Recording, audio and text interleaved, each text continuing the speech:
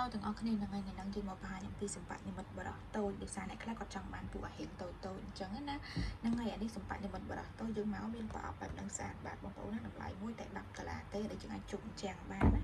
ទៅយើងអាចប្រើវាជប់លើឥតជប់លើអីបានទាំងអស់ហ្មងអានេះគឺតូចល្មមប៉ិនមេដៃបងប្អូនណាសម្បត្តិនិមិត្តបរិះនេះគឺទូចពណ៌សាច់ទៅគេធ្វើមានសរសៃមានអីទៅដូចបោះបរិះអញ្ចឹងណាគ្រាន់តែវាទូចតែប៉ុនមេដៃទេប្រវែងវាណារៀងវែងប្រហែលជា15 cm ណាប្រវែងមកគេចាហ្នឹងហើយទៅគ្រាន់តូចល្មមជប់អញ្ចឹងបានណាអញ្ចឹងសម្បត្តិនិមិត្តបរិះនេះជ័រស៊ីលីកូនគឺល្អជ័រទុំយើងអាចបត់បែនបានតាមចិត្តរបស់យើងអញ្ចឹងបងប្អូនចាហ្នឹងហើយបត់បែនបានណាតម្លៃពិសេសណាមួយតែ$10ទេអវ៉ាន់យើងស្តុកសល់តែតិចមែនតើណា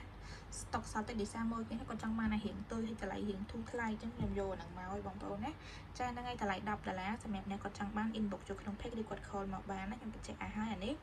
$10ហ្នឹងប៉ុន្តែយើងអត់ free សេវាដឹកជញ្ជូននេះបញ្ជាក់ណាសេវាដឹកជញ្ជូនគឺយើងគិតផ្សេង1រៀល2រៀល3រៀលតាមចិត្តតាមឆ្ងាយចឹងទៅហ្នឹងហើយសម្រាប់អ្នកដែលគាត់ចង់បានមើលនៅក្នុង page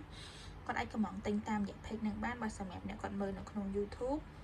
គាត់អាចទិញតាមរយៈ Telegram ខ្ញុំដាក់នៅខាងក្រោមនឹងបានចាហ្នឹងហើយសម្បត្តិនិមិត្តបរិះទូចតម្លៃ$10បងប្អូន$10ជប់អញ្ចឹងបានអូខេខ្ញុំបញ្ជាក់ឲ្យហើយណាស្តុកសល់តិចចង់បានកុំឲ្យយូរទៅយូរអស់ហើយណា